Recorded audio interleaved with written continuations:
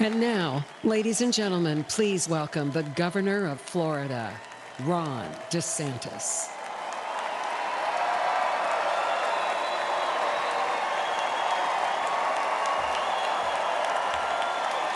My fellow Republicans, let's send Joe Biden back to his basement and let's send Donald Trump back to the White House.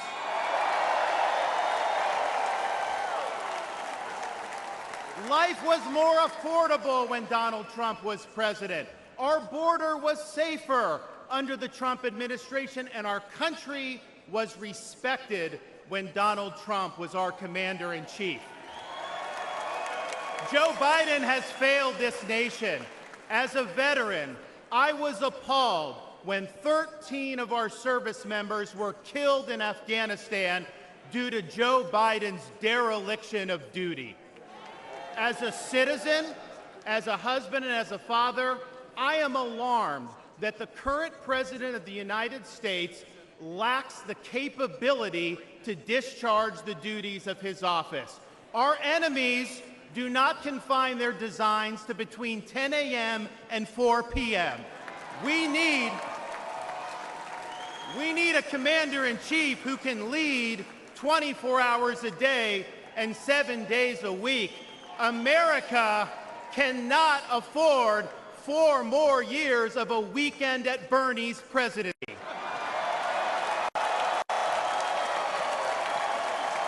But let's be honest. Let's be honest here. Biden is just a figurehead. He's a tool for imposing a leftist agenda on the American people. They support open borders, allowing millions and millions of illegal aliens to pour into our country and to burden our communities, but just don't send any to Martha's Vineyard, then they get really upset.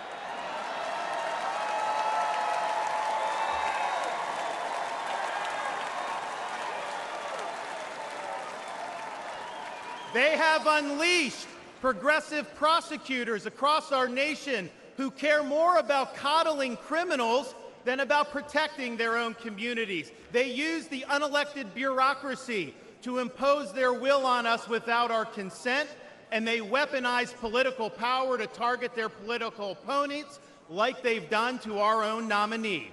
They want to ban gas automobiles, eliminate Second Amendment rights, and impose gender ideology on everyone from our infantrymen to kindergartners. They stand for DEI, which really means division, exclusion, and indoctrination, and it is wrong.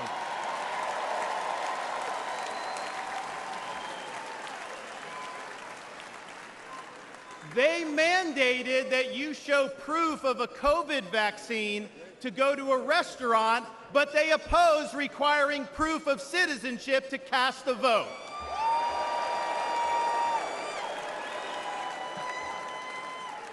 They can't even define what a woman is. Now, Donald Trump stands in their way, and he stands up for America. Donald Trump has been demonized, he's been sued, he's been prosecuted, and he nearly lost his life. We cannot let him down, and we cannot let America down.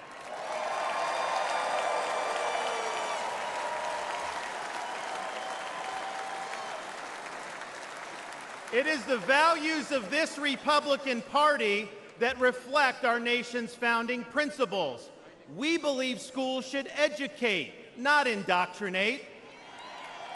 We stand for parents' rights, including universal school choice. We support law and order, not rioting and disorder. We seek a strong, focused United States military, not one distracted by a social agenda. We reject entrenched political class, and we demand term limits for members of Congress.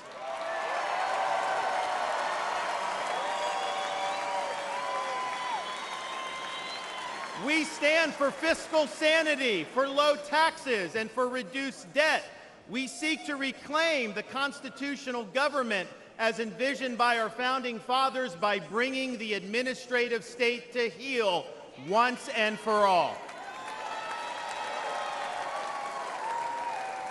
We believe that you must be a citizen in order to vote, and that photo ID should be required before casting a ballot.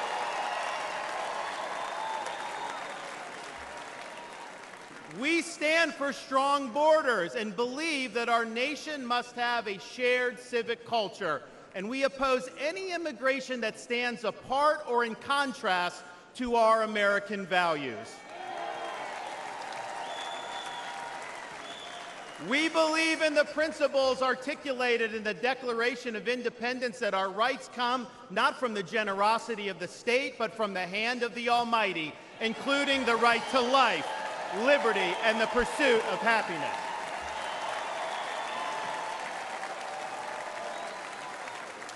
Now, none of this is easy, but it can be done. For decades, my home state saw elections determined by razor-thin margins. Today, due to bold leadership, the Democratic Party lies in ruins. The left is in retreat. Freedom reigns supreme. The woke mind virus is dead, and Florida is a solid Republican state.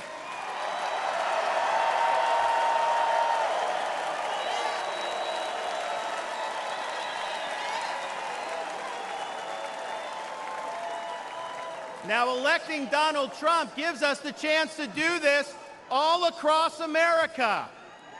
And we have a responsibility to step up and make it happen. We have a responsibility to preserve what George Washington called the sacred fire of liberty. This was a fire that burned in Independence Hall in 1776 when 56 men pledged their lives, their fortunes, and their sacred honor to establish this nation. It's a fire that burned at a cemetery in Gettysburg, Pennsylvania, when our nation's first Republican president pledged this nation to a new birth of freedom. It's a fire that burned at the foot of the Berlin Wall in 1987, when our nation's 40th president stood in front of that wall and said, "Mr. Gorbachev, tear down this wall."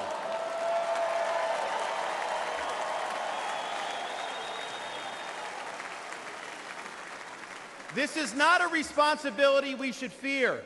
It's a responsibility we should welcome. After all, if not us, who? And if not now, when? Let's make the 45th President of the United States the 47th President of the United States.